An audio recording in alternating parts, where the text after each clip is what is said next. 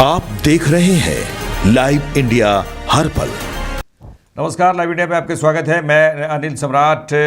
महात्मा गांधी की पुण्यतिथि है आज और इसको लेकर पूरे देश में श्रद्धांजलि अर्पित की जा रही है।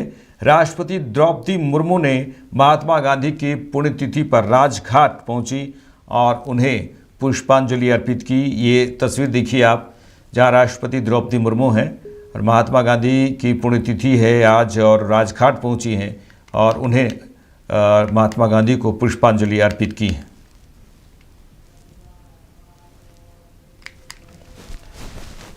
महात्मा गांधी की 78वीं पुण्यतिथि पूरे देश में मनाई जा रही है और इसको लेकर श्रद्धांजलि देने का कार्यक्रम चल रहा है।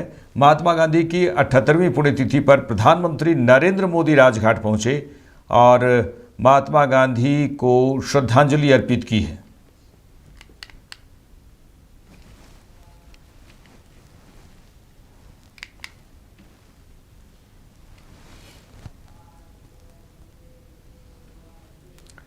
चलिए हम आपको अगली तस्वीर दिखाएंगे, जहां महात्मा गांधी की 78वीं पुण्यतिथि पर उपराष्ट्रपति सीपी राधाकृष्णन राजघाट पहुंचे हैं और उन्होंने श्रद्धांजलि अर्पित की है। आज 78वीं पुण्यतिथि है महात्मा गांधी की, राष्ट्रपिता महात्मा गांधी की, और इस अवसर पर उपराष्ट्रपति सीपी राधाकृष्णन राजघाट पहुंचे और महात्मा गांधी की 78वीं पुण्यतिथि पर महात्मा गांधी को याद किया है और श्रद्धांजलि अर्पित की है।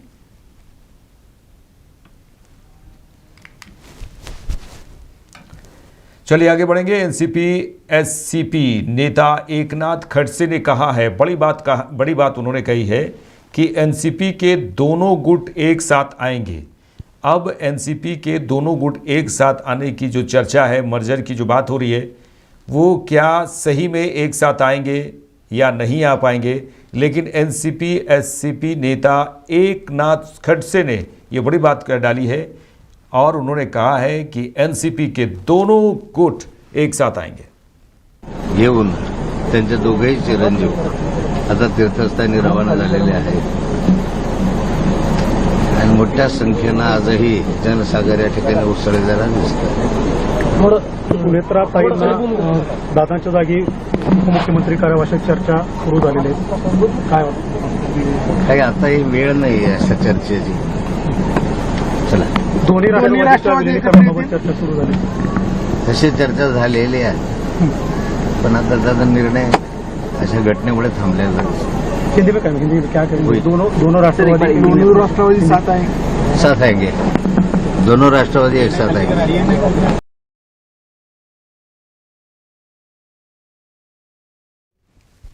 चलिए आगे बढ़ेंगे। एनसीपी के दोनों गुटों के संभावित मर्जर की खबरों पर शिवसेना नेता सायरा एनसी ने कहा है कि मुझे नहीं लगता कि यह किसी भी तरह की अटकलों का समय है। अटकलों में न जाते हुए परिवार को शक्ति दें और हमारी सोच, उन्होंने कहा है कि हमारी सोच यही है। मुझे नहीं लगता है कि ये समय है ये चर्चा के लिए। कोई स्पेक्यूलेशन में न जाते हुए फिलहाल परिवार को शक्ति दे, यही हमारी सोच है। जहां तक अंदरूनी मामला है एनसीपी का, पॉलिटिक्स तो हमेशा रहेगा, लेकिन इसका भी समय रहता है। फिलहाल उनको कंडोलेंस। बिहार के डिप्टी सीएम विजय सिन्हा ने महात्मा गांधी की पुण्यतिथि पर कहा कि आज पूरा देश श्रद्धासुमन अर्पित कर रहा है। मां भारती की संतानों को अपने बापू पर गर्व है और इनका बलिदान हम सबको गौरवान्वित करता है। स्वतंत्र भारत, विकसित भारत में इनके द्वारा रखी गई मजबूत नींव रखी गई है।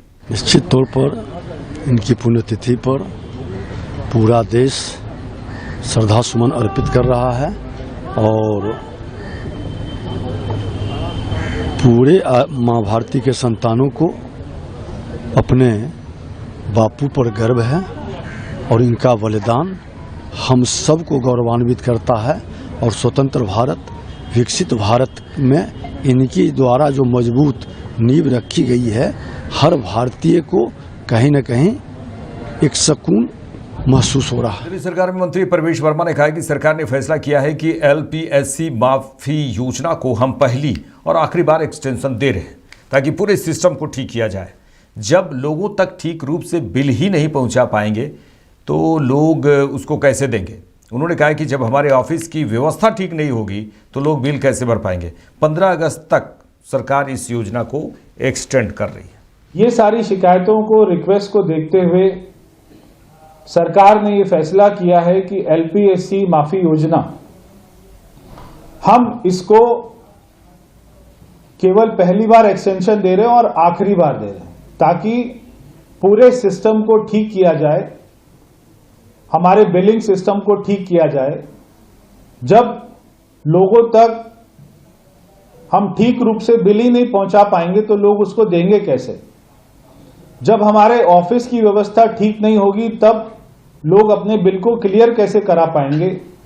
ये सारी बातों को देखते हुए 15 अगस्त तक हमने इस स्कीम को एक्सटेंड कर रहे हैं। सरकार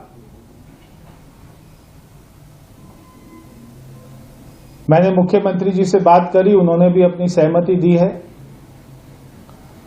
15 अगस्त तक एलपीएससी माफी योजना को हम आगे बढ़ा रहे हैं। मैं सारे दिल्ली के लोगों से कहना चाहता हूं कि जो अपने बिल को क्लियर कराना चाहते हैं, कृपया हमारी योजना का लाभ उठाएं और 15 अगस्त तक इंतजार ना करें। कृपया अपने बिल की जांच करवाएं और उसको जितना हो सके उतना जल्दी क्लियर कराएं।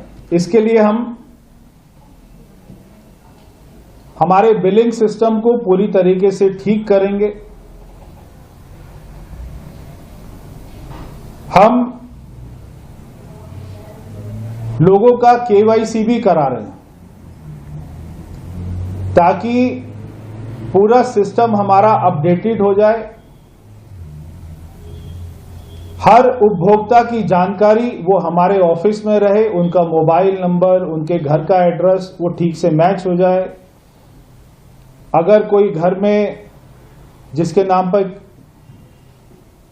उनका कनेक्शन है, उनकी डेथ हो जाती है या वो अपने मकान को शिफ्ट कर लेते हैं, नए लोग आ जाते हैं, तो वो पूरा सिस्टम एक बार अपडेट हो जाए।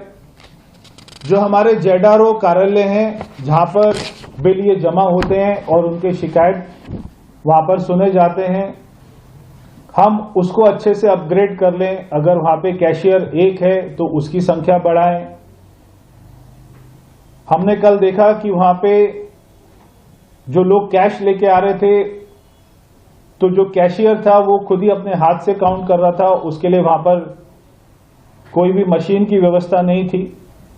तो वहां पर पैसे को काउंट करने वाली मशीन भी रखी जाए। मगर कैश के ऊपर में हम इसको बिल्कुल भी प्राथमिकता नहीं देते हैं। लोग बिल को ऑनलाइन जमा कराना चाहते हैं, मगर ऑनलाइन में भी उनको बहुत सारी तकलीफ आ रही है। तो हम पूरे अपने सिस्टम को ठीक करके लोग ज्यादा से ज्यादा पेमेंट को ऑनलाइन जमा करा सकें, इसके ऊपर में हमारा जोर है। राजस्थान की डिप्टी सीएम दिया कुमारी ने कहा है कि बजट एक अच्छा और समावेशी बजट आएगा। प्रदेश के लिए हर बार जिस तरह से मुख्यमंत्री भजन लाल के नेतृत्व में राजस्थान में हर वर्ग और हर क्षेत्र के लिए कुछ न कुछ बड़ा ही दिया है और उसे पूरा किया है। बहुत अच्छा समावेशी बजट आएगा प्रदेश के लिए। हर बार जिस तरह से 2 साल से भजन लाल जी जो हमारे मुख्यमंत्री जी हैं, उनके नेतृत्व में राजस्थान में बहुत अच्छा और समावेशी बजट हर वर्ग के लिए, हर क्षेत्र के लिए कुछ ना कुछ बड़ा ही हम लोगों ने दिया भी है, घोषणा भी की है और उसको पूरा भी किया है। वैसे ही इस बार भी उसी प्रकार से बहुत अच्छा बजट आएगा। पूरे राजस्थान के लिए बहुत अच्छी घोषणाएं भी होंगी और घोषणाएं धरातल पर भी उतरने का जो हमने काम किया है वो भी हम लोग। बीजेपी नेता दिलीप घोष ने कहा कि चुनाव आयोग के पास किसी भी अधिकारी को किसी भी ड्यूटी पर तैनात करने का अधिकार है, लेकिन राज्य सरकार नहीं चाहती कि एसआईआर प्रक्रिया पूरी हो और वोटर लिस्ट से लाखों फर्जी नाम हटाए जाएं, जिनके आधार पर वे जीत सकते हैं। बीएलओ से लेकर डीएम तक राज्य सरकार के सभी अधिकारी टीएमसी की साजिश में शामिल हैं। हाँ, माननीय अमित शाह जी पहले भी आए हैं, अभी भी आ रहे हैं। हमारे जो कार्यकर्ता बैठक वो लगातार चल रहा है। माननीय राष्ट्रीय अध्यक्ष जी भी आए, तो विभाग के अनुसार बैठक हो रहा है। ऐसा लगभग 10 बैठकें होंगी जहां बूथ स्तर पर कार्यकर्ताओं को और ला करके चुनाव कैसे लड़ना है, क्या रहेगा हमारा और चुनाव में काम करने का तरीका, ये सब समझाया जा रहा है कार्यकर्ता बैठक में। इलेक्शन कमीशन IAS ऑफिसर को जो लिस्ट मांगे थे वो राज्य सरकार नहीं दिए, तो खुद ही इलेक्शन कमीशन कुछ इलेक्शन कमीशन का अधिकार है और जैसे चाहे जिस ऑफिसर को चाहे वो काम में लगा सकते हैं, क्योंकि स्टेट गवर्नमेंट नहीं चाह रही कि SIR ठीक ठाक हो, कंप्लीट हो, और वो अभी भी उसमें जो फॉल्स नाम है लाखों की संख्या में वो ना छूटे, तो उसको ऐसे रहने दिया जाए जिसका आधार पर वो जीतेंगे। इसीलिए उनके कर्मचारी, यहाँ जो समस्या बंगाल में हो रहा है, राज्य सरकार की जो कर्मचारी हैं वो सारे BLO से लेकर DM तक सभी लोग ये समस्या में युक्त हैं और ये साजिश TMC कर रही है, ये लोग भी उसी का भाग है।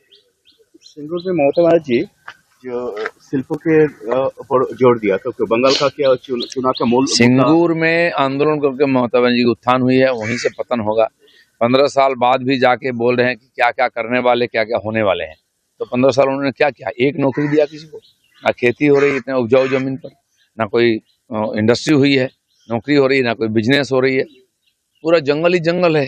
तो इसलिए वहाँ के जनता चाह रही है कि ममता बनर्जी का विसर्जन हो, नया सरकार आए, फिर नया कुछ काम वहाँ हो। आरजेडी नेता मृत्युंजय तिवारी ने सुप्रीम कोर्ट द्वारा UGC इक्विटी रेगुलेशन 2026 पर रोक लगाने पर कहा है कि सर्वोच्च न्यायालय ने UGC मामले पर संज्ञान लिया और इस पर तत्काल रोक लगाई है। आगे इसमें सुनवाई होगी। न्यायालय के फैसले पर कोई राजनीतिक प्रतिक्रिया नहीं दी जा सकती है, सबको इंतजार करना चाहिए। जब तक सर्वोच्च न्यायालय का कोई फैसला अंतिम रूप से नहीं आ जाता तब तक इस पर कुछ भी प्रतिक्रिया देना उचित नहीं है। माननीय सर्वोच्च न्यायालय ने UGC मामले पर संज्ञान लिया और इस पर तत्काल रोक लगाया। आगे सुनवाई होगी और माननीय न्यायालय के फैसले पर तो कोई राजनीतिक प्रतिक्रिया नहीं दी जा सकती है, सबको इंतजार करना चाहिए। माननीय सर्वोच्च न्यायालय में ये मामला है, जब तक सर्वोच्च न्यायालय का कोई फैसला अंतिम रूप से नहीं आ जाता है तब तक इस पर कुछ भी प्रतिक्रिया देना उचित नहीं है। UGC का कोर्ट पे रोक लगाने को लेकर अखिलेश यादव जी ने कहा है कि निर्दोषियों को बख्शा जाए और जो दोषी है उसको ये न्याय का मतलब यही है ना, सबके साथ न्याय होना चाहिए। जो निर्दोष हो वो फंसे नहीं और जो दोषी हो वो बचे नहीं, तो यही तो न्याय है। इसलिए तो माननीय सर्वोच्च न्यायालय में ये पूरा मामला, उनके फैसले का इंतजार किया जाना। चलिए आगे बढ़ेंगे। RLM अध्यक्ष उपेंद्र कुशवाहा ने सुप्रीम कोर्ट द्वारा UGC इक्विटी रेगुलेशन 2026 पर रोक लगाने पर कहा है कि कोर्ट में मामला है, सुप्रीम कोर्ट को फैसला करने दीजिए। अंदर में मामला है, सुप्रीम कोर्ट को फैसला करने दीजिए। सर, आप लगातार कोलिजन सिस्टम के खिलाफ आवाज उठाते रहे हैं, लेकिन अभी तक अगर देखा जाए तो लगातार कह रहा है सुप्रीम कोर्ट को फैसला तो करने दीजिए। आप लोग इतनी हड़बड़ी में क्यों है? फैसला करने दीजिए। चलिए सर, लैंड फॉर जॉब मामले में लालू प्रसाद यादव को सुप्रीम कोर्ट ने शरीर साक्ष्य के साथ उपस्थित होने के लिए कहा है। कोर्ट का प्रोसीजर है, कोर्ट कह रहा है, क्या है लालू जी इसमें क्या? मेरे साथ इस बुलेटिन में इतना ही। देश दुनिया की तमाम खबरों के लिए देखते रहिए लाइव इंडिया। नमस्कार।